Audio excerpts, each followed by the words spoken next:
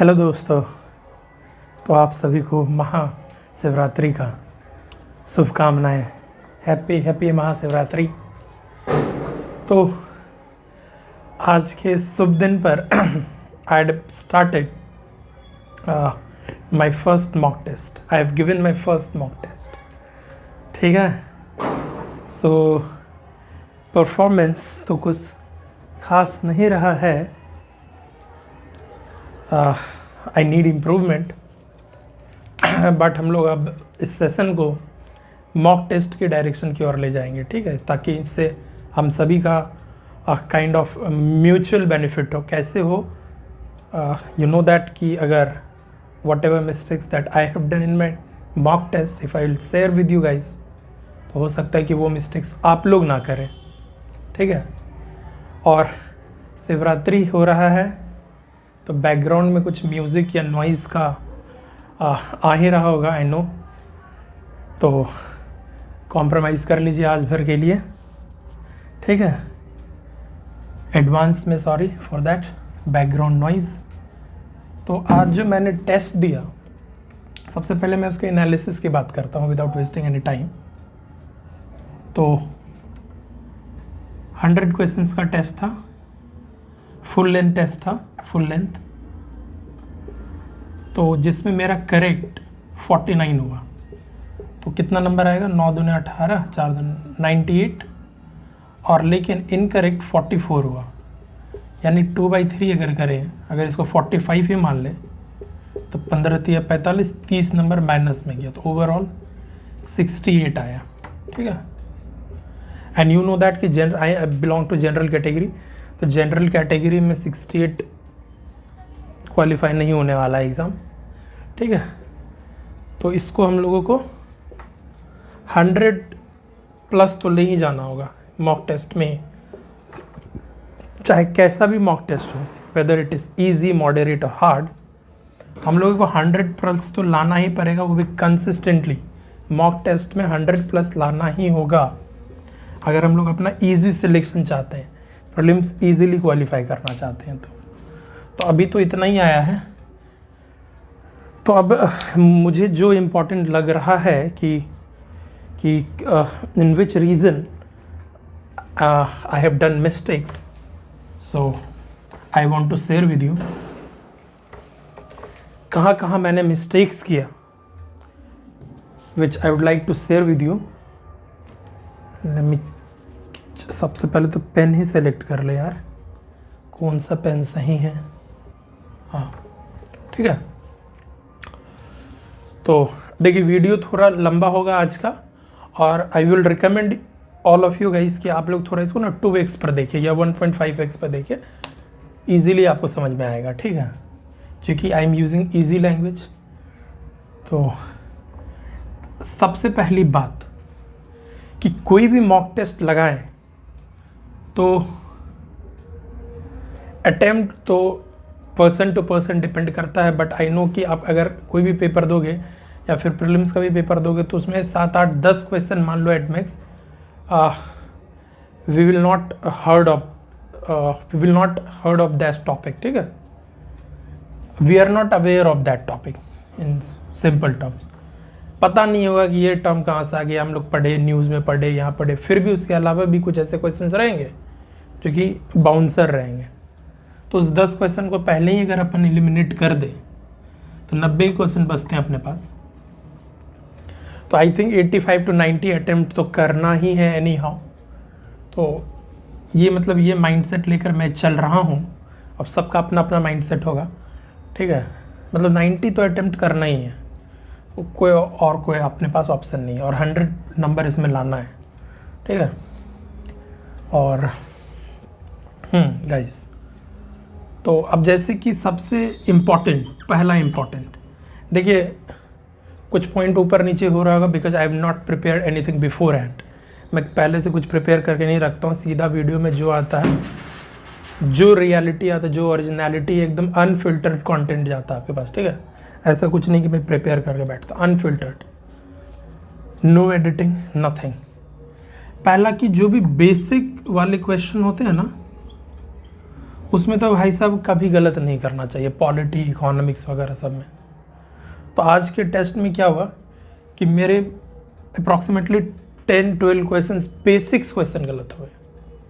तो it shows lack of revision, मतलब यहाँ यहीं पर रिवीजन की रिक्वायरमेंट है।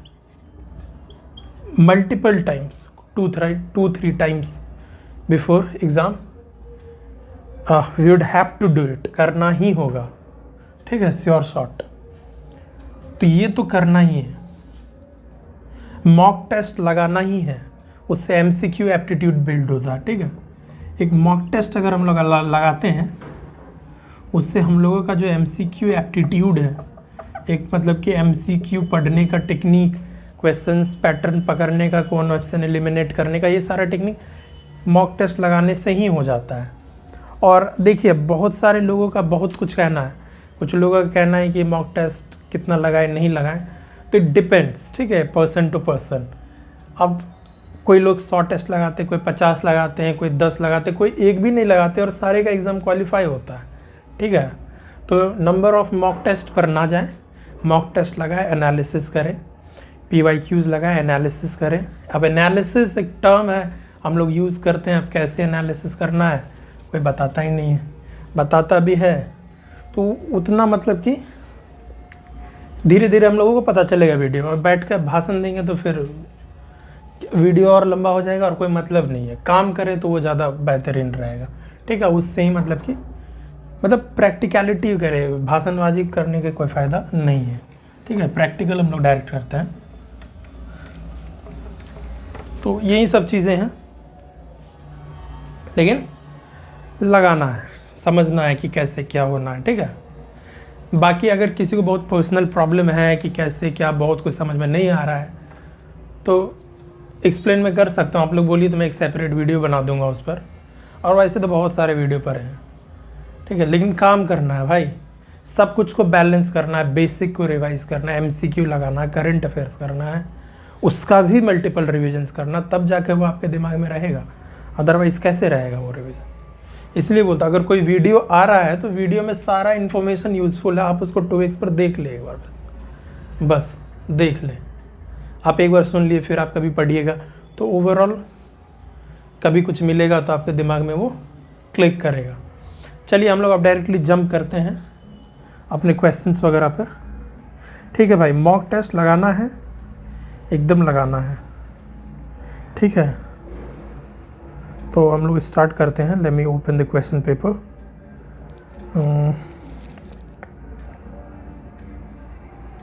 वन सेकेंड गाइस, आज का मैं क्वेश्चन पेपर ढूंढ लूँ। कोई भी किधर से भी कोई भी मॉक टेस्ट मिल रहा लगा दो, कोई दिक्कत नहीं है। Full length, subject specific, subject wise, कोई भी जो मिल रहा हो, जैसा मिल रहा हो सब लगाओ, ठीक है।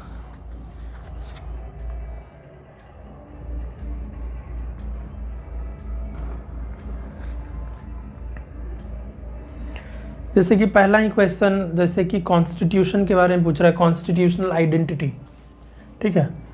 और हम लोग जल्दी जल्दी करेंगे आज के वीडियो में, एकदम तेज़ी से, मतलब रिपीट नहीं करेंगे कोई चीज़ को, एक ही बार बोलेंगे। अगर आपको समझ में ना आए तो वीडियो को रिवाइंड करके फिर से आप देख लें।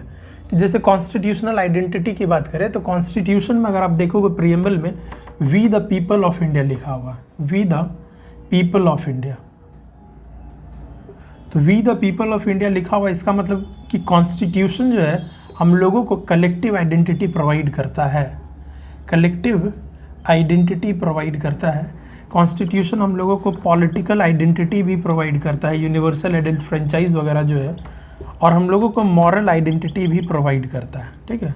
Political identity, moral identity, collective identity constitution provide करता है। पहला क्वेश्चन था कि constitution provides a collective identity to people when they agree to basic norms.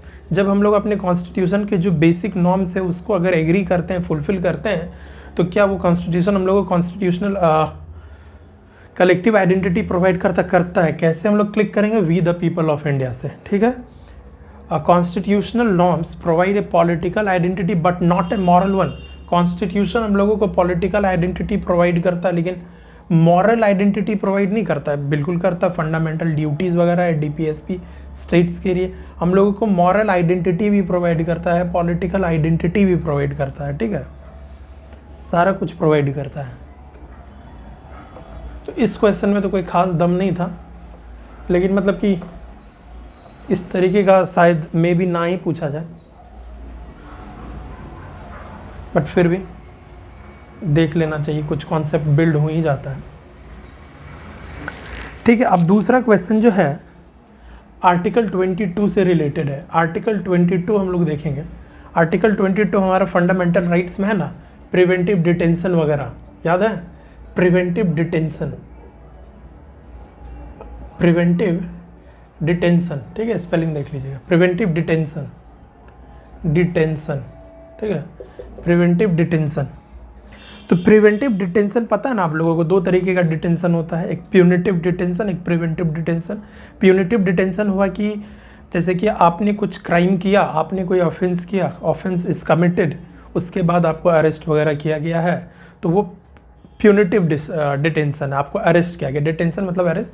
Preventive detention मतलब कि अपराध करने से पहले ही शक है, केवल आप पर डाउट है, उस डाउट के बेसिस पर आपको अरेस्ट किया गया, डिटेन किया गया है, तो प्रिवेंटिव डिटेंशन। अभी देख रहे थे ना बीपीएससी वगैरह का जो इतना हंगामा हो रहा था, तो वो आ रहे थे, सर मेरे को डिटेन कर लो, खान सर भी बोल रहे डिटेन कर लो, डिटेन कर लो, क्या था वो? Preventive detention. कुछ तो क्राइम किए नहीं, लेकिन हाँ उनके प्रेजेंस में कुछ हो सकता था, तो वो खुद ही बोल रहे कि डिटेन कर लो, ठीक है। तो वही मतलब कि बिना आगे कुछ हो सकता है, वही ये प्रिवेंटिव डिटेंशन, ठीक है। अब उससे भी बचने के लिए कुछ है, बेल वगैरह एक होता है बेल, वो बेल आप ले लो तो आपको फिर डिटेन नहीं किया जाएगा, तो वो सब चीज़ ठीक है। तो अब हम लोग इसको देख लेते हैं अपने क्वेश्चन के अकॉर्डिंग कि अभी क्या बात करना है। बातें तो बहुत कुछ हो सकती हैं। हाँ, तो हम लोगों को ये देखना कि किस तरीके का सिक्योरिटी, किस तरीके का प्रोटेक्शन प्रोवाइड किया जाता है डिटेनी को, if it is detained under preventive detention law, तो किस तरीके का कि उनको ग्राउंड्स ऑफ डिटेंशन बताया जा सकता है, ग्राउंड्स ऑफ डिटेंशन बताया जा सकता है। अगर बोला जाए कि प्रिवेंटिव डिटेंशन के अंदर किसी को डिटेन किया गया, तो क्या उसको ग्राउंड ऑफ डिटेंशन बताना चाहिए, कम्युनिकेट करना चाहिए? Yes, it shall be communicated to him unless, condition है unless it is against public interest. बस यही ध्यान रखना है, इसी बात को ध्यान रखिएगा। आप उसको ग्राउंड ऑफ डिटेंशन बता सकते हो, लेकिन वो पब्लिक इंटरेस्ट के खिलाफ नहीं होना चाहिए, पब्लिक इंटरेस्ट के खिलाफ नहीं होना चाहिए, तो ही आप उसको ग्राउंड ऑफ डिटेंशन बता सकते हो, ठीक है। आपको इसीलिए अपन गिरफ्तार किए हैं, तो कारण बता दिए, लेकिन पब्लिक इंटरेस्ट के खिलाफ नहीं होना चाहिए वो कारण, तब आप नहीं बताओगे, उसको कम्युनिकेट नहीं करोगे, ये ध्यान रखना।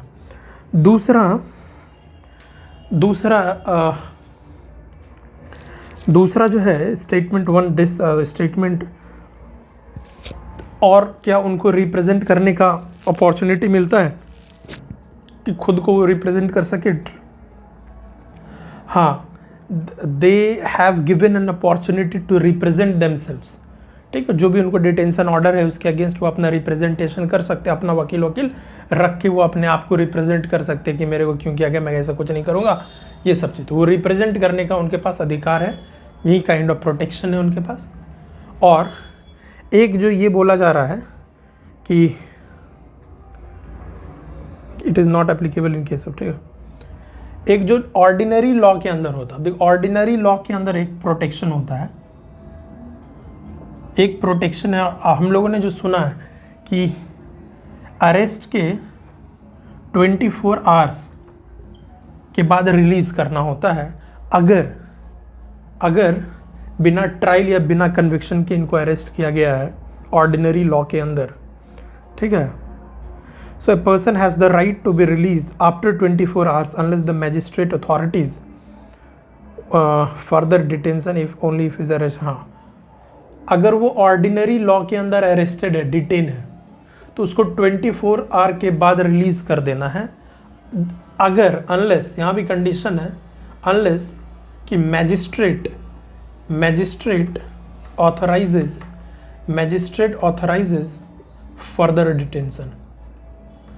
मतलब ऑर्डिनरी लॉ के अंदर किसी को आपने अरेस्ट किया और उसको आप अपने अंदर 24 घंटे के लिए ही रख सकते हैं। अगर आपको पुलिस को अगर 24 घंटे से ज़्यादा के लिए रखना होगा तो उनको मैजिस्ट्रेट के पास जाना होगा और इस डिटेंशन को ऑथराइज कराना होगा, अप्रूव कराना होगा, तब जाकर। लेकिन ये ऑर्डिनरी लॉ के अंदर ये जो प्रोटेक्शन है डिटेनू को वो ऑर्डिनरी लॉ के अंदर, क्या ये एप्लीकेबल है प्रिवेंटिव डिटेंशन लॉ के अंदर? नहीं, ये चीज़ इसके अंदर नहीं है। उनको 3 महीने तक जो प्रिवेंटिव डिटेंशन होता है उसको 3 महीने तक के लिए बिना ट्रायल बिना कन्विक्शन के भी उसको अरेस्ट करके रखा जा सकता है, up to 3 month, maximum 3 month. ये भी याद रखिएगा, मैक्सिमम 3 मंथ, ठीक है।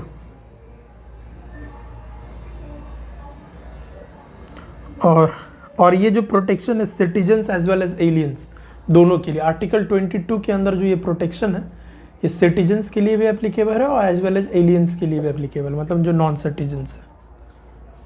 एक काम करना होगा यार, पीडीएफ को ना हाईलाइट करना पड़ेगा आप कल से, ताकि मतलब वीडियो थोड़ा और फास्ट हो सके, अदरवाइज काफ़ी स्लो जाएगा। आज हाईलाइटेड पोर्शन रहता तो देख देख कर।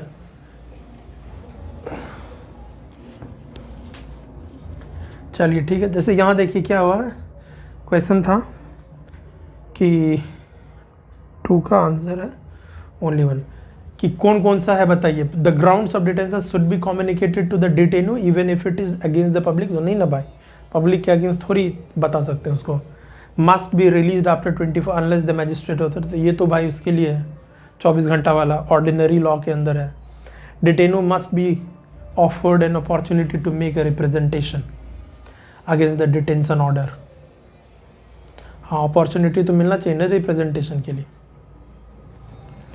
अच्छा, तीसरा हम लोग देखते हैं NCST, national commission for scheduled tribes, national commission for scheduled tribes, ठीक है। इनिशियली जो 65th कॉन्स्टिट्यूशनल अमेंडमेंट एक्ट था, 65th कॉन्स्टिट्यूशनल अमेंडमेंट एक्ट, तो उसके थ्रू जो NC/SC प्लस ST दोनों के लिए कंबाइंड एक ही नेशनल कमीशन हुआ करता था, schedule caste and schedule tribes के लिए कंबाइंड हुआ करता था। 65th कॉन्स्टिट्यूशनल अमेंडमेंट एक्ट से आया था। 65th कब हुआ था ये? 1990 में। लेकिन फिर 89th constitutional amendment act, 89th constitutional amendment act 2003, 89th constitutional amendment act 2003, 89th constitutional amendment act 2003 से आपको NC/SC से NC/ST अलग हुआ, दोनों अलग हुआ, सेपरेट हुआ इस एक्ट से, ठीक है। याद रखिएगा 89th कॉन्स्टिट्यूशनल अमेंडमेंट एक्ट से NC/ST का फॉर्मेशन हुआ 2004 में, ठीक है। 2003 में ये एक्ट आया, 2004 में उसका फॉर्मेशन हुआ। 89th याद रखिएगा एकदम, ठीक है। और देखिए इसमें चेयर, अब NC/ST के बारे में थोड़ा देख लीजिए। इसके पास चेयरपर्सन होते हैं, वाइस चेयरपर्सन होते हैं और 3 अदर मेंबर्स होते हैं। चेयरपर्सन, वाइस चेयरपर्सन और 3 अदर मेंबर्स होते हैं। ये सारे के सारे जो अपॉइंटेड होते हैं वो प्रेसिडेंट के द्वारा, सारे के सारे अपॉइंटेड होते हैं प्रेसिडेंट के द्वारा। और इनका जो कंडीशंस ऑफ सर्विस है, कंडीशन ऑफ सर्विस वगैरह, condition of service, tenure of office, condition of service, tenure of office, सारा कुछ कौन डिटरमाइन करता है? प्रेसिडेंट, ठीक है। ये भी ध्यान रखना हम लोगों को, सारा कुछ प्रेसिडेंट ध्यान रखता है। और जब भी ये किसी तरीके का इन्वेस्टिगेशन करते हैं किसी मैटर में, तो उनके पास सारा कौन सा पावर होता है? सिविल कोर्ट के इक्वल पावर होता है, ठीक है। पावर जो होता है equal to civil court. NC/ST के पास पावर होता है equal to civil court while investigating any cases related to scheduled tribes, ठीक है। तो NC/ST के बारे में क्या हम लोग कह रहे हैं? 89, ठीक है, रिपीट नहीं करना है, फास्ट। प्रेसिडेंट सिविल कोर्ट के बराबर पावर, ठीक है। देखिए क्वेश्चन क्या था। क्वेश्चन था it was created through the 89th constitutional amendment act. बिल्कुल सही बात है। The conditions of service and tenure of chairperson and members are determined by the president. बिल्कुल सही बात है। We are talking about NC/ST। The commission while inquiring into any complaint has all the powers of civil code. एकदम सही बात है, तीनों सही हैं, ठीक है, तीनों सही हैं, ठीक है। अब हम लोग आते हैं चौथे नंबर के क्वेश्चन पर, फोर्थ। बताइए कि न्यू स्टेट्स वगैरह आर्टिकल 2, 3 सब पढ़े हैं ना। Article 2 admission and establishment of new states, article 3 state का मर्जर करना, बाउंड्री को बड़ा करना छोटा करना, या स्टेट का नाम चेंज करना, ये सब चीज़ to change the name of the state, ये सब जो करते हैं वो सब सिंपल मेजॉरिटी से होता है, ध्यान रखना। ये सारा कुछ अमेंडमेंट नहीं है, simple majority in the parliament, parliament का सिंपल मेजॉरिटी लगता है। आर्टिकल 2 और 3 में जो अमेंडमेंट होता है वो 368 वाला अमेंडमेंट नहीं है, वो पार्लियामेंट के सिंपल मेजॉरिटी से होता है भाई, सिंपल मेजॉरिटी से। नाम वगैरह जो चेंज करना होता है, इलाहाबाद का प्रयागराज करना, सब बहुत सिंपल है, चूँकि सिंपल मेजॉरिटी से होता है, जो कि सरकार के पास ऑब्वियसली होता ही है, ठीक है। तो नाम इसीलिए ईजिली चेंज होता जाता है, चूँकि वहाँ सिंपल मेजॉरिटी लगता है। आप ऐसे भी याद रख सकते हो। तो क्वेश्चन देखिए क्या पूछा है कि a new state can be formed by uniting 2 और more states through a bill passed by, तो क्या आंसर होगा? Simple majority in parliament, parliament में सिंपल मेजॉरिटी से बस, और कुछ नहीं चाहिए। चलिए आगे हम लोग देखते हैं सीबीआई के बारे में, देखते हैं हम लोग सीबीआई अपना पावर कहाँ से डिराइव करता है? सीबीआई अपना पावर कहाँ से डिराइव करता है? तो Delhi special police establishment act, ठीक है, Delhi special police establishment act of 1946, तो ये इससे पावर डिराइव करता है। सीबीआई का पावर कहाँ से आता है? तो दिल्ली स्पेशल पुलिस, दिल्ली याद रखिएगा, Delhi special police establishment act जो है वहाँ से पावर डिराइव होता है सीबीआई का, ठीक है। सीबीआई का पावर वहाँ से आता है। एक चीज़ और याद रखिएगा, it was formed on the recommendation of Santhanam committee. CBI जो बना है किसके रिकमेंडेशन पर बना है? किसके रिकमेंडेशन पे बना है? संथनाम कमेटी, संथनाम कमेटी एकदम याद रखना, संथनाम कमेटी के रिकमेंडेशन पे बना है। Delhi special police establishment act से पावर डिराइव कर रहा है, संथनाम कमेटी के बेसिस पर बना है, इनके रिकमेंडेशन पर बना है। और इनका क्या काम है कि जो भी करप्शन से रिलेटेड केसेस है, करप्शन वगैरह से, इकोनॉमिक ऑफेंसेस वगैरह जो भी है, इनसे रिलेटेड जो भी केसेस है, करप्शन, इकोनॉमिक ऑफेंसेस, इन सारे से रिलेटेड केसेस में ये इन्वेस्टिगेशन करता है। जबकि एनआईए जो है, नेशनल इन्वेस्टिगेटिंग एजेंसी, इसको याद रखिएगा कि जब मुंबई टेरर अटैक हुआ था, 2008 में, तो उसके बाद से ये एनआईए बनाया गया था, नेशनल इन्वेस्टिगेटिंग एजेंसी। तो टेररिज्म से रिलेटेड कुछ इन्वेस्टिगेशन करना तो एनआईए आएगा। मान के चलिए सीबीआई के बारे में लिख देगा क्या कि टेररिज्म से रिलेटेड ये एक्टिविटी को इन्वेस्टिगेट वगैरह करते हैं, इनका स्टेटमेंट इसमें दे दिएगा, तो गलत बात है ना भाई, ध्यान रखना बस कि एनआईए का काम है टेररिज्म, अदर उसके अलावा जो करप्शन, इकोनॉमिक ऑफेंसेस वगैरह जो भी है वो सीबीआई का, ठीक है। Santhanam committee, Delhi special police enactment act याद रखना है। और एक चीज़ और हमको याद रखना है, ये कौन से मिनिस्ट्री के अंदर है? सीबीआई कौन से मिनिस्ट्री के अंदर है, ठीक है।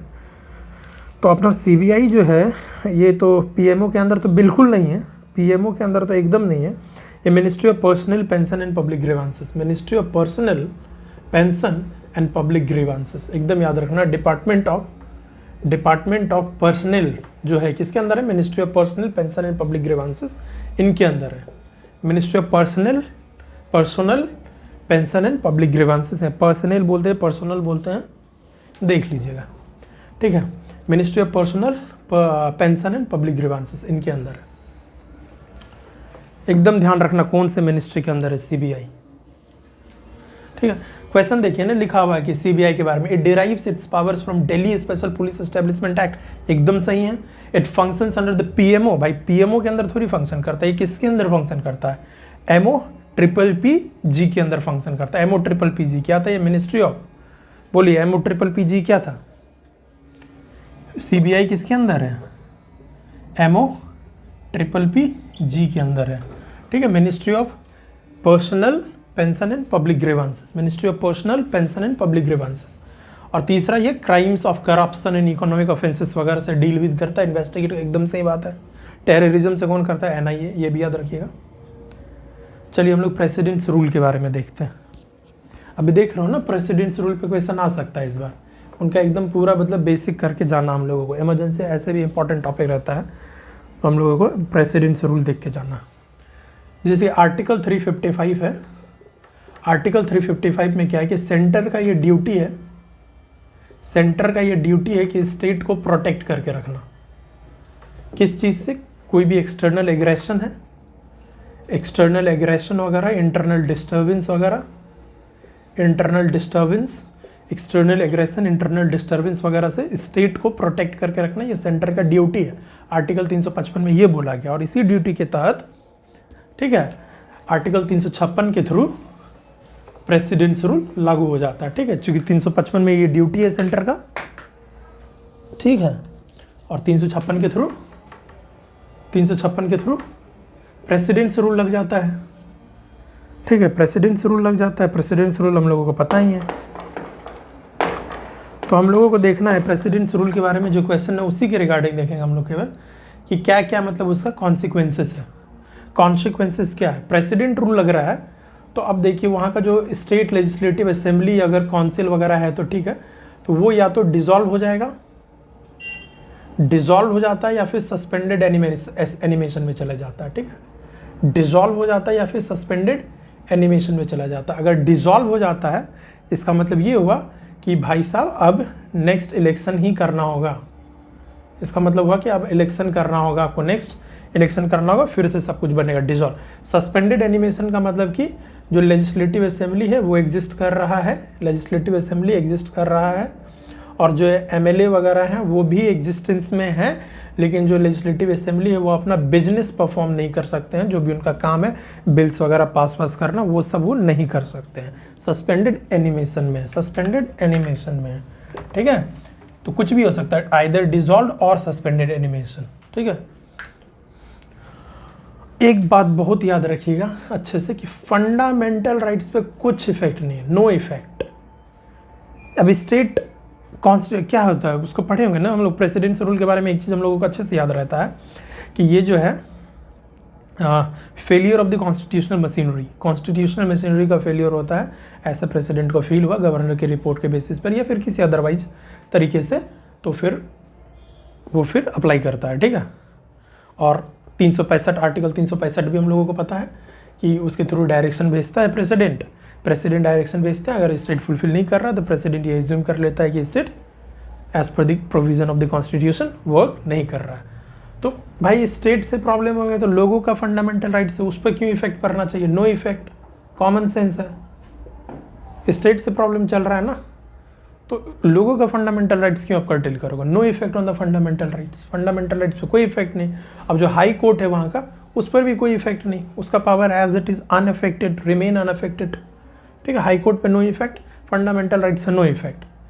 What about council of ministers, CM वगैरह जो हेड करते हैं काउंसिल ऑफ मिनिस्टर, वो डिसमिस हो जाता है, वो डिसमिस हो जाता है, लेकिन लेजिस्लेटिव असेंबली डिसॉल्व होगा या फिर सस्पेंडेड एनिमेशन में होगा। ठीक है, इस काउंसिल ऑफ मिनिस्टर्स डिसमिस्ड हो जाते हैं, ये याद रखिएगा, क्योंकि स्टेट वही ना अच्छे से काम नहीं कर पा रहा है। काउंसिल ऑफ मिनिस्टर्स, वहाँ का सरकार, वहाँ का लेजिस्लेटिव असेंबली ही अच्छे से काम नहीं कर पा रहा है, तो उसको ही तो डिसमिस करना, उसी का पावर तो प्रेसिडेंट के पास आएगा, पार्लियामेंट के पास आएगा। फिर पार्लियामेंट आपको क्या करती है? डेलीगेट कर देती है कभी कभी प्रेसिडेंट को। केवल ये डेलीगेशन वाला जो पार्लियामेंट डेलीगेट करती है प्रेसिडेंट को, ये केवल प्रेसिडेंट्स रूल में होता है। ठीक है, तो अब देखिए क्या बोल रहा है कि curtailment of fundamental rights of citizens under 1919 के अंदर, भाग ऐसा थोड़ी कुछ है।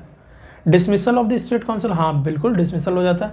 Reduction of the power of the state high court का पावर रिड्यूस हो जाता है। ना ना ना ना ना, ये सब गलत बात है, केवल एक ही सही है। ठीक है, और हम लोग, हाँ एक चीज़ और क्या है, क्वेश्चन नंबर 7 पर हम लोग आते हैं। क्वेश्चन नंबर 7, ये चीज़ हम लोगों ने पढ़ा है, बेसिक में पढ़ा है हम लोगों ने कि 24th कॉन्स्टिट्यूशनल अमेंडमेंट एक्ट के तहत 24th कॉन्स्टिट्यूशनल अमेंडमेंट एक्ट 1971 के तहत कि कॉन्स्टिट्यूशनल अमेंडमेंट बिल जो है, इस पर प्रेसिडेंट केवल एसेंट ही दे सकती है, केवल एसेंट देना है, गिव एसेंट। केवल यही है प्रेसिडेंट के पास चॉइस कि वो कॉन्स्टिट्यूशनल अमेंडमेंट बिल को केवल प्रेसिडेंट जो है एसेंट ही दे सकती है, विड्रॉ वगैरह, रिकंसिडरेशन वगैरह, घंटा वो सब कुछ नहीं कर सकते। ये चीज़ मैंडेटरी ऑब्लिगेटरी हो गया है 24th कॉन्स्टिट्यूशनल अमेंडमेंट एक्ट 1971 के तहत। क्वेश्चन देखिए क्या बोल रहा है कि हाउ मेनी ऑफ द, कितने ऑप्शन है प्रेसिडेंट के पास with regard to CAB constitutional amendment bill pass by both the houses. क्या ये विदहोल्ड कर सकता है, क्या ये रिटर्न कर सकता है, क्या ये केवल एसेंट दे सकता है? केवल एसेंट दे सकता है, ठीक है, केवल केवल केवल असेंट दे सकता है। तो भाई साहब ये सब चीज़ें तो हम लोगों को एकदम गलत नहीं करनी है, वेरी इंपॉर्टेंट। देखिए एक, हाँ अब देखिए इससे भी कभी कभी ना क्वेश्चन आता है, ठीक है। पहली बार फर्स्ट टाइम गवर्नर जनरल के काउंसिल को लेजिस्लेटिव एंड एग्जीक्यूटिव में सेपरेट किया गया था। फर्स्ट टाइम कब किया गया था? गवर्नर जनरल के काउंसिल को लेजिस्लेटिव फंक्शन और एग्जीक्यूटिव फंक्शन में कब सेपरेट किया गया था? पहली बार। बहुत ही जरूरी है इसको याद रखना, चार्टर एक्ट ऑफ 1853, एकदम याद रखिएगा। चार्टर एक्ट ऑफ 1853 के तहत पहली बार गवर्नर जनरल के काउंसिल को लेजिस्लेटिव काउंसिल और एग्जीक्यूटिव, नहीं तो पहले केवल एग्जीक्यूटिव होता था, फिर लेजिस्लेटिव बाद में आया, तो चार्टर एक्ट 1853 के तहत आया फर्स्ट टाइम, ठीक है। अब इतना डिटेलिंग में नहीं पढ़ सकते हैं क्योंकि टाइम की कमी है हम लोगों के पास। अब डिटेल में जाएंगे तो फिर वो लेक्चर हो जाएगा, हम लोग लेक्चर तो बना नहीं रहे हैं, ठीक है, लेकिन ये हम लोगों को याद रखना है, ठीक है। Charter act 1853। अच्छा ये बताएं, लॉ कमीशन जो आया था मकाउले के अंदर, लॉ कमीशन मकाउले के अंदर जो होता है, मकाउले वो 1834 में आया था, वो चार्टर एक्ट 1833 के तहत आया था, चार्टर एक्ट 1833। तो ये लॉ कमीशन वाला जो है मकाउले 1834 में, लॉ चार्टर एक्ट, कभी कभी ये भी पूछता है पहला लॉ कमीशन किसके था, चार्टर एक्ट 1813, 53, 33, गवर्नमेंट अभी कुछ दे देगा ऑप्शन में, तो याद रखिएगा मकाउले 1834 में आया, तो 1833 के थ्रू बना होगा। और लेजिस्लेटिव असेंबली एग्जीक्यूटिव असेंबली कब अलग हुआ? पहली बार, मतलब लेजिस्लेटिव और एग्जीक्यूटिव काउंसिल का कब अलग हुआ गवर्नर जनरल का? तो चार्टर एक्ट 1853। जो लास्ट वाला था वो फर्स्ट वाला करनामा करके गया, ये लास्ट चार्टर एक्ट था, वो first time governor general council को अलग किया, ठीक है। तो अब देखो ना, अब अगर हम लोग क्या पढ़ते हैं, हम लोग एक चीज़ पढ़ते हैं ना, इंडियन काउंसिल एक्ट। अब देखिए कैसे इसको याद रख सकते हैं, Indian council act 1861, Indian council act 1861। अब काउंसिल एक्ट आ रहा है, लेजिस्लेटिव काउंसिल एक्ट आ रहा है, उसके अंदर रिप्रेजेंटेशन की बात हुई है, इंडियन काउंसिल 1861। तो डेफिनेटली पहले कुछ हुआ होगा उसके रिलेटेड काम, तब ना इंडियन काउंसिल एक्ट आया 1861 में। डायरेक्ट काउंसिल एक्ट कैसे आ जाएगा वो? तो लास्ट वाले कोई जो होगा एक्ट, उसमें वैसा कुछ किया गया होगा तब ना काउंसिल पर एक्ट आया। तो वो 1853 का जो चार्टर एक्ट था, चार्टर 1853 का, उस पर वैसा काम किया गया, मतलब लेजिस्लेटिव एग्जीक्यूटिव को अलग किया गया, तब उसके बाद इंडियन काउंसिल एक्ट। तो आप इसको ऐसे रिलेट कीजिए थोड़ा सा, ठीक है। समझ पा रहे हो क्या बोलना चाह रहे हैं? आई डोंट थिंक आप समझ पाए।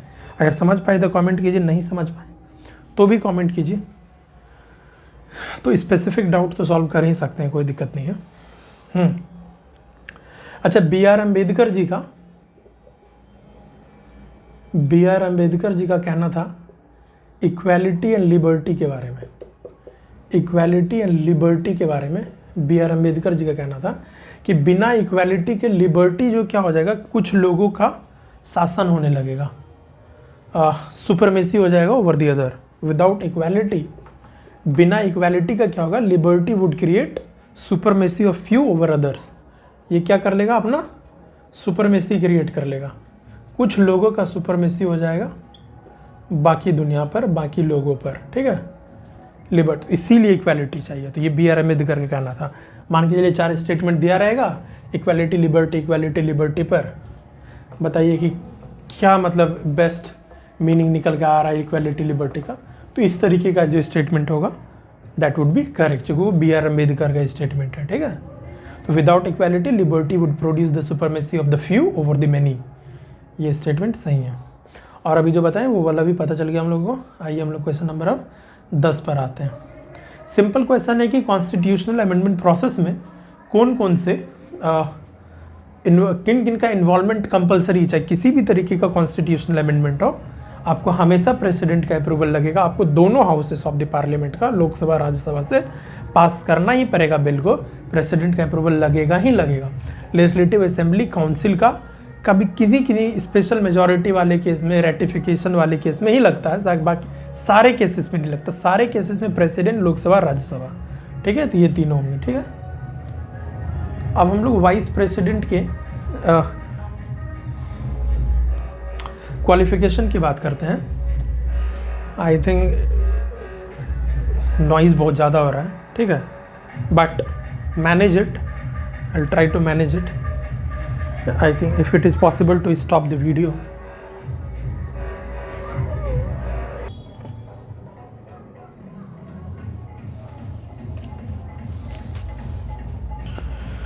हाँ तो गाइस, शिवरात्रि की वजह से डिस्टर्बेंस हो रहा था, तो I have pause the video and start again. ठीक है, तो हम लोग कहाँ थे गाइस? जहाँ भी थे थोड़ा सा फास्ट करते हैं। ठीक है, चीज़ों को थोड़ा फास्ट करते हैं। हाँ, वाइस प्रेसिडेंट वाले पे क्वेश्चन पर थे हम लोग, question number 11। I don't think कि सारा क्वेश्चन हो पाएगा, कुछ तो करना ही पड़ेगा। अगर आप लोगों को पसंद आए तो बोलिएगा, मैं पूरा वीडियो अपलोड करने की कोशिश करूँगा। ठीक है, अब देखिए, जो वाइस प्रेसिडेंट के पोस्ट पर अगर आपको इलेक्शन लड़ना है तो आपको सिटीजन ऑफ इंडिया होना पड़ेगा, पता है हम लोगों को। लेकिन अब इसमें क्या पता रखना है कि by birth, citizen by birth भी अलाउड है और नेचुरलाइज्ड सिटीजन भी अलाउड है। नेचुरलाइज्ड सिटीजन भी अलाउड है। लेकिन अगर स्टेटमेंट है कि he should B naturalised citizen of India, तो गलत होगा। ही should be citizen of India by birth, ये भी गलत होगा। क्यों? क्योंकि दोनों ही एप्लीकेबल है। केवल एक भी अगर बोला जाए तो वो भी गलत होगा, क्योंकि दोनों एप्लीकेबल, ये भी हो सकते हैं, ये भी हो सकते हैं। ईदर दिस और दिस तो सही है। अगर लिखा रहेगा he should be citizen of India by birth, गलत। He should be citizen of India by naturalisation, गलत। He should be either this और दिस, तब सही होगा। तो इस तरीके का थोड़ा इंग्लिश का भी ध्यान रखना होता है हम लोगों को। ठीक है, और 35 साल वाली बात तो पता ही कि 35 ईयर्स होना ही चाहिए, 35 ईयर्स होना चाहिए। और ये as a member of Rajya Sabha, Rajya Sabha के मेंबर के रूप में, ये मतलब कि he should be qualified as a member of Rajya Sabha. Rajya Sabha के मेंबर को एज ए, आपको राज्यसभा का मेंबर होना है तो क्या क्या क्वालिफिकेशन है, वो सारे क्वालिफिकेशन वाइस प्रेसिडेंट के इलेक्शन के लिए अगर लड़ रहे हो आप, तो वो भी एप्लीकेबल होगा। कहने का मतलब यही है। ठीक है, अब क्वेश्चन में देखिए लिखा हुआ कि he should be qualified for election as the member of the Lok Sabha and Rajya Sabha. Lok Sabha and Rajya Sabha दोनों के लिए नहीं, लोकसभा के इलेक्शन के लिए आपका क्वालिफिकेशन अलग होना चाहिए, होता है, और राज्यसभा के इलेक्शन के लिए आपका क्वालिफिकेशन अलग होता है। लेकिन वाइस प्रेसिडेंट के लिए इलेक्शन के लिए लड़ना है आपको, तो जो राज्यसभा के इलेक्शन के लिए जो क्वालिफिकेशन है, वही क्वालिफिकेशन आपको वाइस प्रेसिडेंट के इलेक्शन के लिए प्लस 35 साल प्लस सिटीजन बाय बर्थ या फिर नेचुरलाइज्ड। ठीक है, तो इसमें केवल 35 साल वाला सही है, बाकी दो गलत है। और एक, अब देखिए, एक हम लोग अगला पढ़ रहे हैं पेसा एक्ट के बारे में। पेसा एक्ट, पेसा एक्ट हम लोगों को पता है ना, पंचायत का एक्सटेंशन शेड्यूल्ड एरियाज़ में। पेसा एक्ट पंचायत का एक्सटेंशन शेड्यूल्ड एरियाज़ में, पंचायत का एक्सटेंशन शेड्यूल्ड एरियाज़ में। तो अब देखिए यहाँ पर जो रिजर्वेशन मिलेगा, रिजर्वेशन जो मिलेगा यहाँ पर पैसा में, पेसा एक्ट के थ्रू रिजर्वेशन। पेसा एक्ट कब आया था? देखते हैं हम लोग कब आया था। 1996 में आया था क्या? हाँ, 1996 में पेसा एक्ट 1996 में आया था। रिजर्वेशन जो मिलेगा वो पॉपुलेशन के प्रोपोर्शन में, पॉपुलेशन के प्रोपोर्शन में, लेकिन 50% से कम नहीं होना चाहिए। यानी कि 50% या फिर 50% से ज़्यादा ही रिजर्वेशन दो, लेकिन पॉपुलेशन के प्रोपोर्शन में। दो कंडीशन है कि रिजर्वेशन 50% से कम नहीं होना चाहिए, प्लस जो पॉपुलेशन है, अगर शेड्यूल्ड ट्राइब्स को आप दे रहे हो रिजर्वेशन, तो उनके प्रोपोर्शन ऑफ दियर पॉपुलेशन आपको रिजर्वेशन देना होगा। समझ पा रहे होगे? आई थिंक समझ पा रहे होगे आप लोग। ठीक है, प्लस एक चीज़ तो ये है, दूसरी बात क्या है कि जितना भी चेयरपर्सन का सीट है, all the seats of chairperson, सारा का सारा रिजर्व्ड होगा, सारा का सारा रिजर्व्ड होगा। जितना भी चेयरपर्सन का सीट है, सारा का सारा रिजर्व्ड होगा। किसके लिए? शेड्यूल्ड ट्राइब्स के लिए। शेड्यूल्ड ट्राइब्स के लिए सारा सीट, पंचायत जो है शेड्यूल्ड एरियाज़ में, उसके हर एक पंचायत एट ऑल लेवल्स, चाहे ग्राम के लेवल पर हो, ब्लॉक के लेवल पर हो, हर एक पंचायत का चेयरपर्सन का सारा सीट्स रिजर्व्ड है शेड्यूल्ड ट्राइब्स के लिए। और इधर 50% कम से कम होना चाहिए, प्लस पॉपुलेशन के प्रोपोर्शन है।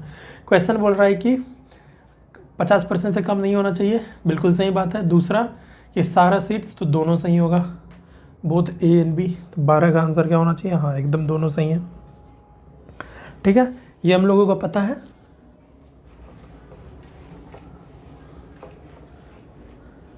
भारत रत्न की बात करें हम लोग, भारत रत्न, भारत रत्न देखिए कोई भी इसको एज ए टाइटल के रूप में यूज नहीं कर सकता, सफिक्स प्रीफिक्स नाम के आगे इसको as a suffix, as a prefix या कोई भी टाइटल के रूप में यूज नहीं कर सकता।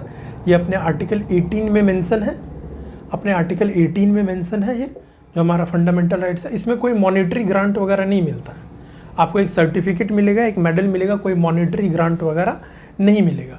अच्छा ये बताइए क्या केवल ये इंडियन सिटीजन्स को ही मिल सकता है? तो ऐसी बात नहीं है, ये नॉन सिटीजन्स को भी मिल सकता है। Indian citizens as well as जो एलियंस है, नॉन सिटीजन्स है, उनको भी मिल सकता है।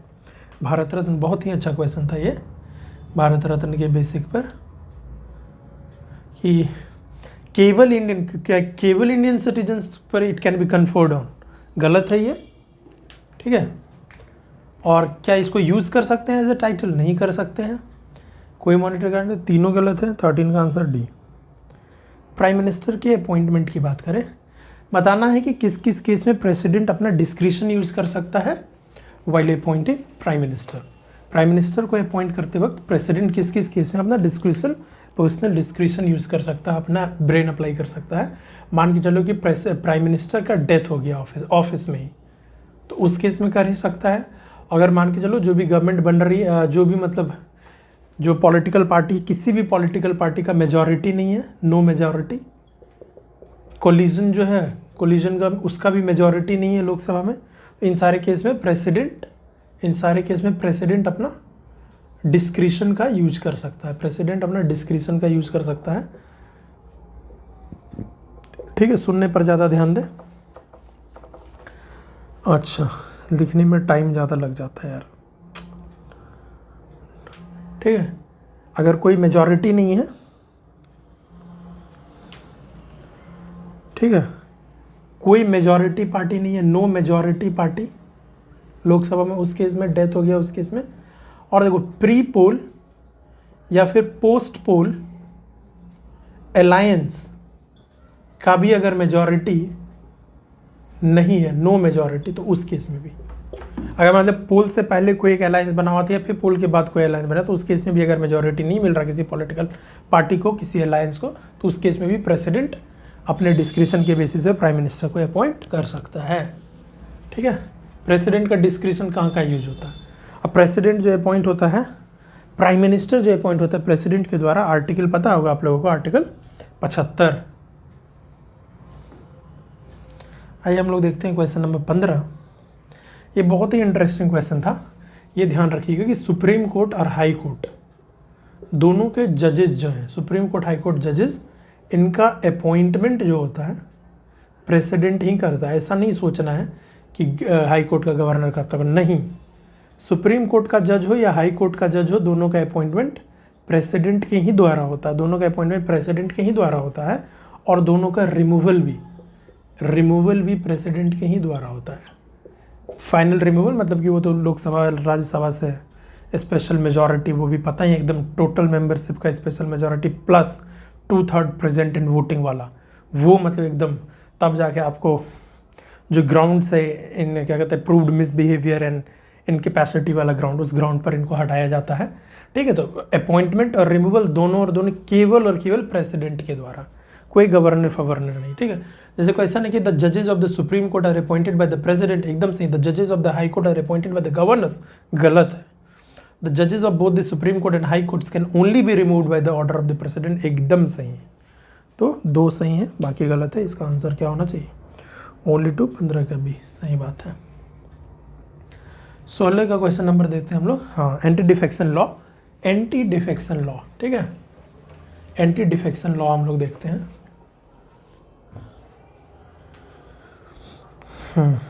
Anti defection law, ADL। Anti defection law के बारे में हम लोगों को पता है कि एंटी डिफेक्शन लॉ जो है कैसे इंट्रोड्यूस हुआ है। 52nd constitutional amendment act, 52nd constitutional amendment act इससे इंट्रोड्यूस हुआ। इसमें एक बार और अमेंडमेंट हुआ, 91st कॉन्स्टिट्यूशनल अमेंडमेंट एक्ट। तो 52nd constitutional amendment act, 91st constitutional amendment act, ये सब एंटी डिफेक्शन लॉ से रिलेटेड है। और ये हमारा 10th शेड्यूल में है। किसमें है? 10th शेड्यूल में है। एंटी डिफेक्शन लॉ हमारा 10th शेड्यूल में क्या क्या याद रखना है, इंट्रोड्यूस्ड हुआ 52nd कॉन्स्टिट्यूशनल अमेंडमेंट एक्ट से, एक और अमेंडमेंट एक्ट इससे रिलेटेड है 91st constitutional amendment act, 10th schedule of the Indian constitution, anti defection law 10th schedule में है, 10th शेड्यूल में है, 10th शेड्यूल में ये सारी बातें हम लोगों को याद रखनी है। और इसके अलावा और क्या याद रखना है,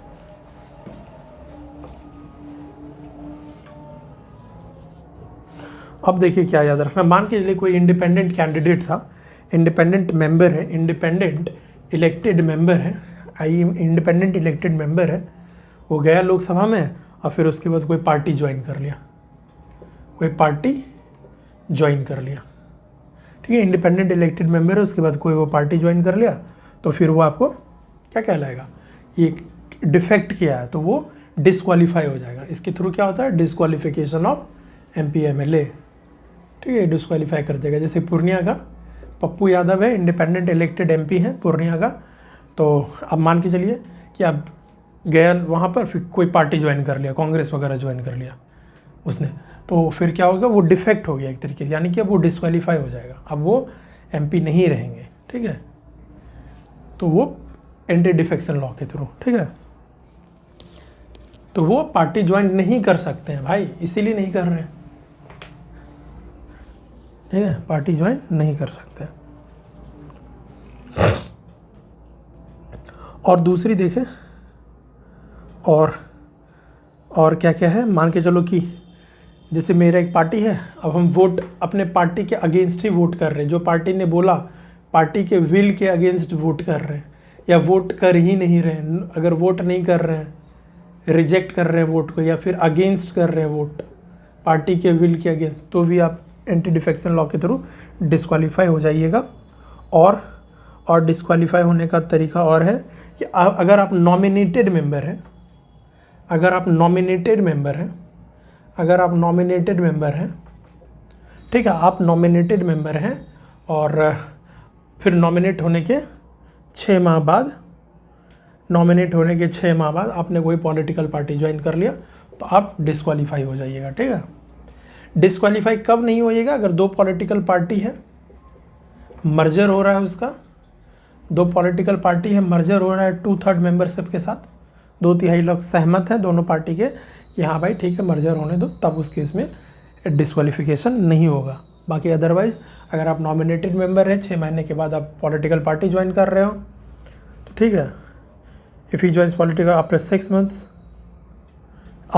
मंथ, अब क्वेश्चन यहाँ आता है कि 6 महीने से पहले अगर ज्वाइन कर ले तो, ये बात तो सही बात है, क्वेश्चन है भाई, 6 महीने से पहले अगर ज्वाइन कर ले तो डिस्क्वालीफाई नहीं कहलाएगा क्या। तो ये सब कुछ लूप होल्स भी हैं, लूप होल्स हैं, ठीक है। या फिर अगर कोई इसका आंसर होगा तो विल सी, कभी ज़रूरत पड़ेगा तो मिल जाएगा अपने आप, अभी तो ज़रूरत नहीं पड़ रहा है, ठीक है। वीडियो तो काफ़ी लंबा होने वाला है। हाँ, तो आरआरबी की बात करते हैं हम लोग, रीजनल रूरल बैंक्स, आरआरबी की बात करते हैं, आरआरबी की बात करते हैं।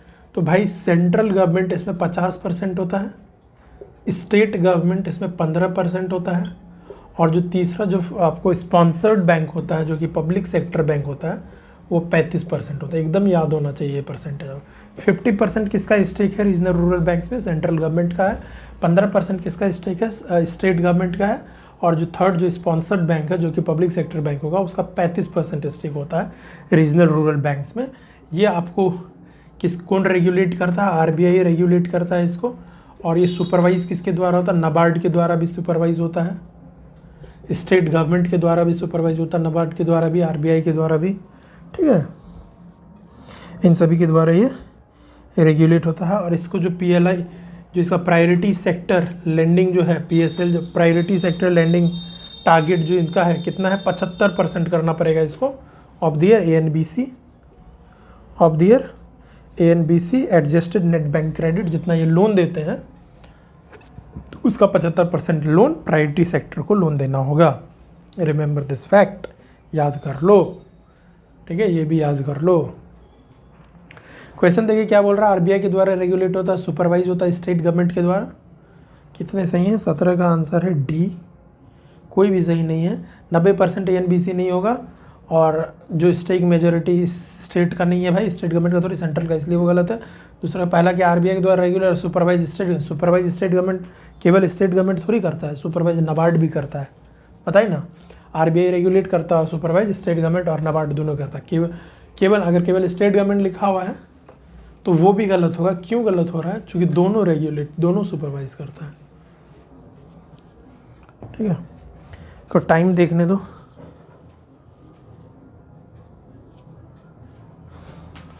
दस मिनट तो और हम लोग बना ही सकते हैं वीडियो, ठीक है। अच्छा, एक एक एक ये चीज़ था, एक कॉन्सेप्ट था राइकार्डियन इक्विवेलेंस का कॉन्सेप्ट, राइकार्डियन। यार ये भी ख़त्म, इसी समय टाइम चले जाता है ना।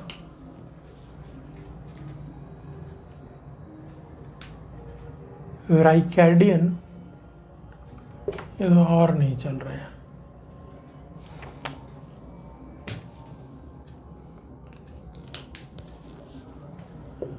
इक्विवेलेंस का, राइकार्डियन इक्विवेलेंस। अब ये राइकार्डियन इक्विवेलेंस क्या होता है कि जो आपका बजट डेफिसिट है, ठीक है, जो बजट डेफिसिट है उसको फाइनेंस करने की बात आ रही है। इसको फाइनेंस कैसे किया जाए? तो फाइनेंस करने का तरीका एक टैक्सेशन के थ्रू तरीका है, टैक्स लगा के इसको फाइनेंस करो, या फिर आप बोरोइंग के थ्रू फाइनेंस करो, ठीक है। इसको अभी टैक्स के थ्रू फाइनेंस करो या बोरोइंग के थ्रू फाइनेंस करो। तो राइकार्डियन इक्विवेलेंस का कहना है कि अगर आप टैक्स के थ्रू फाइनेंस कर रहे हो या बोरोइंग के थ्रू फाइनेंस कर रहे हो तो दोनों इक्विवेलेंट ही है, दोनों सेम ही बात है, दोनों इक्विवेलेंट ही है, दोनों सेम ही बात है। कैसे सेम बात है कि अगर आप बोरोइंग के थ्रू फाइनेंस कर रहे हो, इसको बोरोइंग के थ्रू आप फाइनेंस कर रहे हो, ठीक है, आज आपको कम टैक्स पड़ रहा है, लेकिन आपके जो फ्यूचर आने वाले हैं उनको तो ज़्यादा टैक्स देना ही पड़ेगा ना। आप बोरोइंग का इंटरेस्ट पे करोगे तो फिर आप वो इंटरेस्ट लाओगे कहाँ से? तो आप टैक्स भराओगे, तो फ्यूचर जनरेशन पर बर्डन पड़ेगा, ठीक है। या फिर आप अभी ही टैक्स लगा लो और उस टैक्स से बजट डेफिसिट को फाइनेंस करो। तो दोनों का मतलब इकोनॉमी पर वही बात पड़ेगा, मतलब इक्वल इम्पैक्ट पड़ेगा। तो ये राइकार्डियन इक्विवेलेंस, ठीक है, ये कहना है उनका। अगर ये कॉन्सेप्ट दे दे, 4 इक्विवेलेंस का नाम दे दे, तो समझ पूछेगा कि कौन सा इक्विवेलेंस है, तो हम लोगों को बताना होगा।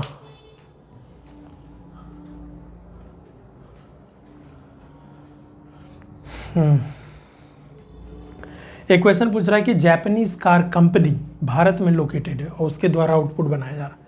जापानीज कार कंपनी इंडिया में लोकेटेड है, लोकेटेड कहाँ पर है? इंडिया में। तो अब इसका जो आउटपुट होगा, क्या वो इंडिया के जीडीपी में आएगा? क्या वो इंडिया के जीडीपी में आएगा? बिल्कुल आएगा। और जापान के जीएनपी में आएगा, चूँकि वो उसके नेशनल्स बना रहे हैं तो वो जीएनपी में आ जाएगा। और इंडिया के डोमेस्टिक टेरिटरी में तो इंडिया के जीडीपी में आएगा, जापान के जीएनपी में आएगा। तो इस तरीके का प्रैक्टिकल क्वेश्चंस भी पूछे जाते हैं एप्लीकेशन बेस्ड। हम लोगों को पता है जीडीपी जीएनपी का अंतर।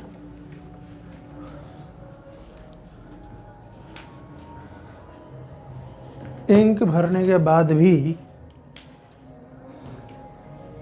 एक मार्कर सही से नहीं चल रहा यार, ठीक है। एक और कौन सा क्वेश्चन है? ब्रॉड मनी, नैरो मनी, सबका कॉन्सेप्ट पता होगा आप लोगों को। ब्रॉड मनी में क्या होगा? जैसे कि पहले नैरो मनी समझ लेते हैं हम लोग। नैरो मनी में क्या क्या होता है? नैरो मनी जो होता है M1 M2 को हम लोग नैरो मनी बोलते हैं। नैरो मनी में हमारा जो डिमांड डिपॉजिट्स होता है, करेंसी विद द पब्लिक होता है, ये सब नैरो मनी में आता है, ठीक है। M2 और M4 में पोस्ट ऑफिस वाला आता है, पोस्ट ऑफिस सेविंग्स वगैरह आता है, पोस्ट ऑफिस सेविंग्स आता है। जो सबसे ज़्यादा हम लोग यूज़ करते हैं ब्रॉड मनी में M3 को यूज़ करते हैं, जिसमें कि टाइम डिपॉजिट आता है। टाइम डिपॉजिट सबसे ज़्यादा यूज़फुल ही होता है, ठीक है। तो ब्रॉड मनी में क्या क्या आएगा? ब्रॉड मनी में क्या आएगा? ये तो आएगा ही। नैरो मनी जो होता है सबसे ज़्यादा लिक्विड होता है, मोस्ट लिक्विड। ये सब सारी बातें हम लोग को देखना।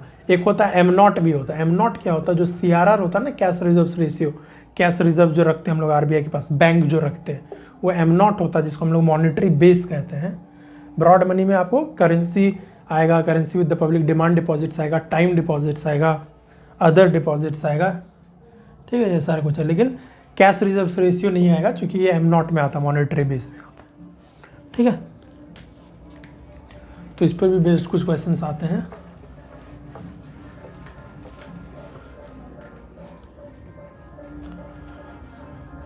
Oh my God, public private partnership है, उसमें बोला जा रहा है कि फुल्ली फंड किया जा रहा है गवर्नमेंट के द्वारा। कौन सा PPP मॉडल है जिसमें कि 100% गवर्नमेंट फंडेड है, बताइए।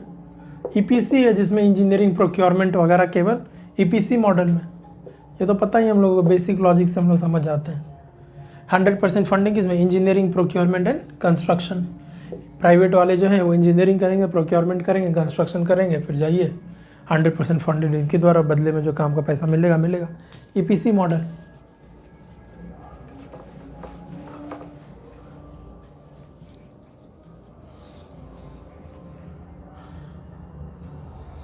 ट्रेजरी बिल्स के बारे में जानिए। ट्रेजरी बिल्स जो होता है, पता हम लोगों को शॉर्ट टर्म है, एकदम ध्यान रखना, शॉर्ट टर्म में कितने दिन, 91 दिन का होता है, और 182 दिन का होता है, 364 दिन का होता है, एक साल से कम, देख रहे हो ना, 91 दिन का, 182 दिन का, 364 दिन का शॉर्ट टर्म होता है। जीरो कूपन होता है, जीरो कूपन बॉन्ड होता है ये, जीरो कूपन का मतलब नो इंटरेस्ट, इसमें आपको कोई इंटरेस्ट नहीं देना होगा। जीरो कूपन का मतलब ये हो गया कि ये इशू जो होता है डिस्काउंटेड रेट पर होता है, इशू जो होता है वो डिस्काउंटेड वैल्यू पर होता है, और ये आपको रिटर्न फिर आपको इससे जो खरीदा जाएगा वापस फेस वैल्यू पर आपको आपसे खरीद लिया जाएगा। आपको मतलब बेचा जा रहा है डिस्काउंटेड पर, और आपको फेस वैल्यू पर रिटर्न, मान के चलिए 100 रुपये का ट्रेजरी बिल है, तो आपको वो अभी 95 रुपये में देंगे, आप फिर जब वापस खरीदा जाएगा आप जब बेचोगे तो आपको 100 रुपये मिलेगा, वही मतलब डिस्काउंटेड रेट पे मिला। तो यही जीरो कूपन, कोई इंटरेस्ट नहीं होता है, तो जीरो कूपन में यही कॉन्सेप्ट चलता है, डिस्काउंटेड रेट वाला, ठीक है। तो लॉन्ग टर्म तो है नहीं, दूसरा स्टूडेंट जीरो कूपन है, एकदम सही बात है 22 का, केवल एक सही होगा, 22 का 2 ओनली। क्या है क्वेश्चन, हाँ 22 का है, ठीक है।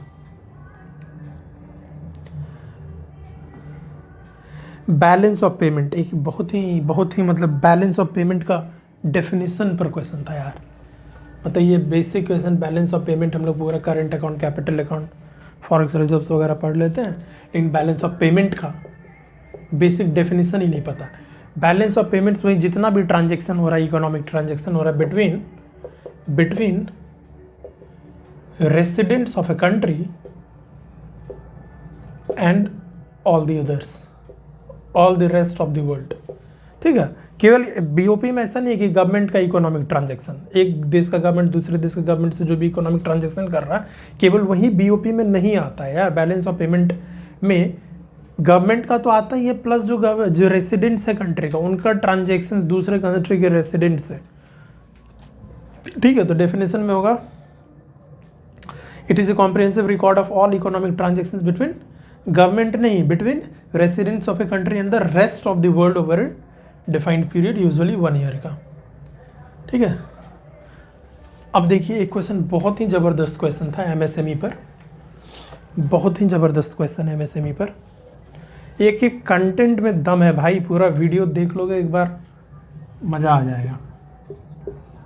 MSME का कॉन्सेप्ट है, माइक्रो की बात करते हम लोग, बोले माइक्रो, स्मॉल, मीडियम, ठीक है। इन्वेस्टमेंट एंड एनुअल टर्नओवर, ठीक है।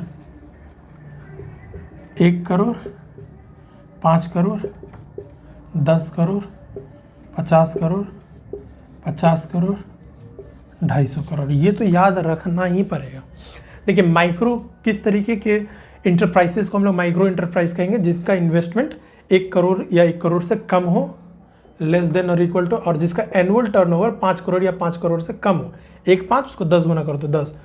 स्मॉल का क्या होगा, 10 करोड़, इन्वेस्टमेंट जो है 10 करोड़ से कम हो या 10 करोड़ हो, लेस देन इक्वल टू, और एनुअल टर्नओवर इसका इतना हो जाएगा। तो 1 करोड़, 5 करोड़, 10 करोड़, 50 करोड़, तो आप सोचेगा कि 100 करोड़, 500 करोड़, नहीं भाई, मीडियम का 100 करोड़ 500 करोड़ नहीं, अब ये 50 करोड़ इधर रख दो कि इन्वेस्टमेंट 50 करोड़ से कम है, गुना 5 देख लो, गुना 5 हो रहा है, गुना 5 हो रहा है, गुना 5 हो रहा है, ठीक है। और 250 करोड़ से एनुअल टर्नओवर कम होना चाहिए, 50 करोड़ मिनिमम इन्वेस्टमेंट, मतलब मैक्सिमम इन्वेस्टमेंट 50 करोड़ ही हो सकता है, तब जाकर आपका वो एंटरप्राइज मीडियम कहलाएगा। एकदम इसको याद करना है, 1 5 10 50 50 250, यही गलत करके दे देता है, ठीक है। चूँकि 1 5 याद करते हैं, गुना 10 देखते हैं, 5 गुना 5, लेकिन फिर 50 यहाँ पे कर दो, 50 इधर कर दो लास्ट में, 100 मत कर देना, यहाँ पे 500 मत कर देना, 50 इधर कर दो, 250, एकदम ध्यान रखना भाई, एकदम ध्यान रखना। 1 5 याद रखिए, ये बेसिक कॉन्सेप्ट था, ये मेरा गलत हो गया। 1 5 1 5 10 50 10 50, 1 5 1 5 10 50 10 50 50 250 50 250, ठीक है, याद रखना ही होगा। माय गॉड,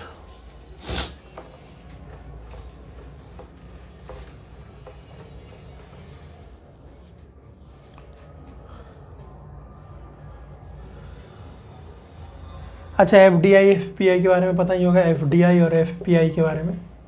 एफडीआई जो है ये क्या होता है, 10% से ज़्यादा जब शेयर वगैरह खरीदो, 10% से ज़्यादा शेयर खरीदो, ओनरशिप वगैरह होता है इसमें, ओनरशिप वगैरह होता है, तो यही टेक्नोलॉजी ट्रांसफ़र वगैरह सारा कुछ यही ना करेगा, टेक्नोलॉजी ट्रांसफ़र डेवलपमेंट वगैरह की चीज़ें यही बात करेगा। एफडीआई लॉन्ग टर्म है, लॉन्ग टर्म है। और एफपीआई पोर्टफोलियो इन्वेस्टमेंट हो या एफआईआई हो, ये सब क्या है, प्रॉफिट को केवल देखता है, प्रॉफिट के पर्पज़ से आता है। इक्विटी शेयर में less than 10% of the country of the company, 10% से कम शेयर वगैरह खरीदता है।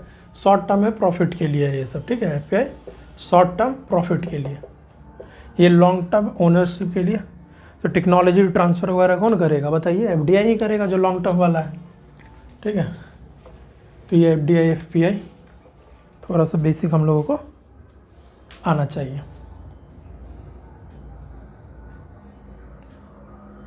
हाँ, एक क्वेश्चन और है, 26 नंबर। बहुत ही अच्छा कॉन्सेप्ट है, यहाँ से हम लोग सीख सकते हैं। ब्रेटन वुड्स कॉन्फ्रेंस हुआ था, ब्रेटन वुड्स कॉन्फ्रेंस हुआ था एक बार, ब्रेटन वुड्स कॉन्फ्रेंस हुआ था 1944 में। इसमें याद रखने की ज़रूरत नहीं है। इस ब्रेटन वुड्स कॉन्फ्रेंस का आउटकम क्या हुआ, इसका आउटकम क्या हुआ, आईएमएफ निकल कर आया, वर्ल्ड बैंक ग्रुप निकल कर आया, और गैट निकल कर आया, गैट, जो कि बाद में जाके क्या बना, डब्ल्यूटीओ बना, ठीक है। ब्रेटन वुड्स कॉन्फ्रेंस का आउटकम क्या हुआ, कौन कौन से इंस्टीट्यूट निकल के आए, इंटरनेशनल मॉनेटरी फंड, आईएमएफ। और आईएमएफ का ऑब्जेक्टिव क्या है बताइए, एक्सचेंज रेट स्टेबिलिटी पर ध्यान रखना, एक्सचेंज रेट को स्टेबल रखना, ये इनका काम है, एक्सचेंज रेट स्टेबिलिटी वाला, ठीक है। World bank group, world bank और गैट जो था जनरल ट्रेड वगैरह सब, general agreement on trade and tariff वगैरह, फिर जाके वो वर्ल्ड ट्रेड ऑर्गेनाइजेशन डब्ल्यूटीओ में कन्वर्ट हुआ, ठीक है। तो इसका कहीं लेना देना है यूएन का, अगर बोल देगा कि आईएमएफ यूएन का पार्ट है, वर्ल्ड बैंक यूएन का पार्ट है, या गैट डब्ल्यूटीओ यूएन का पार्ट है, तो भाई बिल्कुल गलत है। या फिर बोल देगा all the members of UN are the members of WTO, गलत है ना भाई, यूएन से थोड़ी ले, ये ब्रेटन वुड्स कॉन्फ्रेंस का रिजल्ट है, ठीक है। डब्ल्यूटीओ ये याद रखिएगा, पहला statement all the United Nations constitution WTO का मेंबर, गलत है भाई, ठीक है। अब डब्ल्यूटीओ में है अलग अलग है, जनरल काउंसिल्स हैं, ये वो अलग अलग मिनिस्ट्रियल कॉन्फ्रेंस वगैरह, highest decision making body ministerial conference होता है, या फिर उसके बिहाफ पे जनरल काउंसिल भी हाईएस्ट डिसीजन मेकिंग बॉडी वाली काम करती है, ठीक है। और हम लोग का मेन ऑब्जेक्टिव हो गया। और तीसरा जो है एक्सचेंज रेट स्टेबिलिटी का काम किसका है, आईएमएफ का, डब्ल्यूटीओ का नहीं है, ठीक है। गैट से ये बना, ब्रेटन वुड्स कॉन्फ्रेंस से, यूएन से कोई लेना देना नहीं है इनका, एकदम ध्यान रखिएगा, ये बातें हम लोगों को एकदम ध्यान रखनी।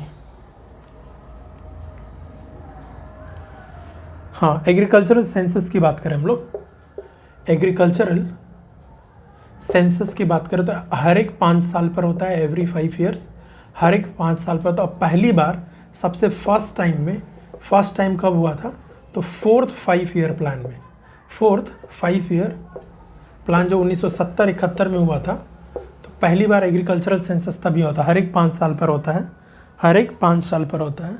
4th 5 ईयर प्लान जब हुआ था तब हुआ था, ठीक है। और ये वही है ministry of agriculture and farmer welfare के अंदर है। मिनिस्ट्री ऑफ एग्रीकल्चर कौन कराती है conduct? Ministry of agriculture and farmer welfare, EFW, ministry of agriculture and farmer welfare कराती है, ठीक है। सेंट्रल सेक्टर स्कीम, ये जो एग्रीकल्चरल सेंसस है 100% कौन खर्च करता है इसमें? Central sector scheme. ये जो सेंसस कराने का जो पैसा लगता है टोटल का टोटल पैसा सेंटर देती है, सेंट्रल सेक्टर स्कीम है, स्पॉन्सर्ड नहीं है, सेंट्रल सेक्टर स्कीम। ये सब ध्यान रखना भाई 4th 5 ईयर प्लान में। सबसे पहला 1970-71 में हुआ था, हर एक 5 साल पर होता है एग्रीकल्चरल सेंसस, ठीक है।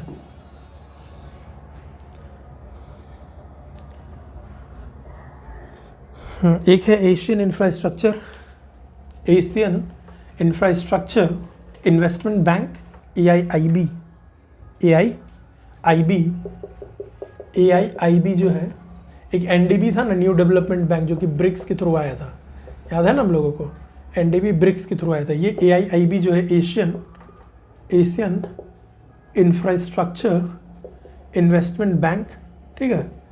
ये देखिए वर्ल्ड बैंक के साथ कोलैब में काम करती है, ठीक है, उससे कलेक्टिव साथ में काम करते हैं। ऐसा नहीं सोचना है कि इसके अगेंस्ट इसका ऑल्टरनेटिव है, ऐसा कुछ नहीं है कि AIIB जो है वर्ल्ड बैंक ऑल्टरनेटिव नहीं, साथ में काम करती है, ठीक है। ध्यान रखना, ये साथ में काम करती है, AIIB साथ में काम करती है, ठीक है।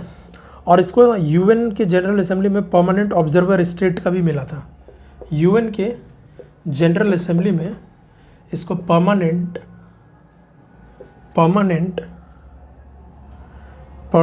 ऑब्जर्वर स्टेटस भी मिला था। परमानेंट ऑब्जर्वर स्टेटस भी मिला था UN के जनरल असेंबली में, इसको परमानेंट ऑब्जर्वर स्टेटस भी मिला था। हेडक्वार्टर बीजिंग में है। एशिया की बात हो रही है तो हेडक्वार्टर का कहाँ होगा? बीजिंग में ही होगा हेडक्वार्टर इसका, बीजिंग में।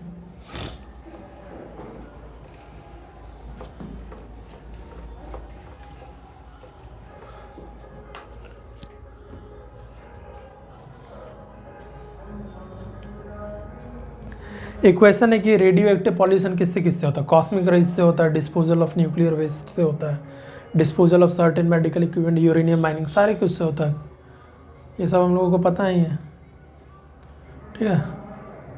एक क्वेश्चन ये है कि बताइए कि एटमॉस्फेयर में जो कार्बन डाइऑक्साइड है या मीथेन वगैरह जो GHG इमिशन है, ग्रीन हाउस गैसेज जो है, ग्रीन हाउस गैसेज जो CO2 है, CH4 है, ये सब हीट टेम्परेचर बढ़ाती है तो किस चीज़ को एब्जॉर्ब करती है? क्या एब्जॉर्ब करती है कि जो टेम्परेचर बढ़ जाता है? तो देखिए कि जो सोलर रेडिएशन आता है अर्थ पर, जो सोलर रेडिएशन आता है तो उसको तो आने देता है, जब रिटर्न होकर जाता है, जो लॉन्ग वेव टेरिटोरियल रेडिएशन जब जाता है तो उसका जो इंफ्रारेड वाला पार्ट है, इंफ्रारेड पार्ट जो है सोलर रेडिएशन का, उसको ट्रैप कर लेती है। ये ध्यान रखिएगा, इंफ्रारेड वाले को ट्रैप करती है और उससे टेम्परेचर बढ़ता है। किसको ट्रैप करके टेम्परेचर बढ़ाती है? इंफ्रारेड पार्ट वाले को। कोई क्वेश्चन में रहेगा टोटल सोलर रेडिएशन, UV वाले पार्ट को इंफ्रारेड, तो इंफ्रारेड वाले पार्ट को, ठीक है। 30 का answer D, the infrared part of the solar radiation, infrared part को, ठीक है, infrared part. Let me see the time guys.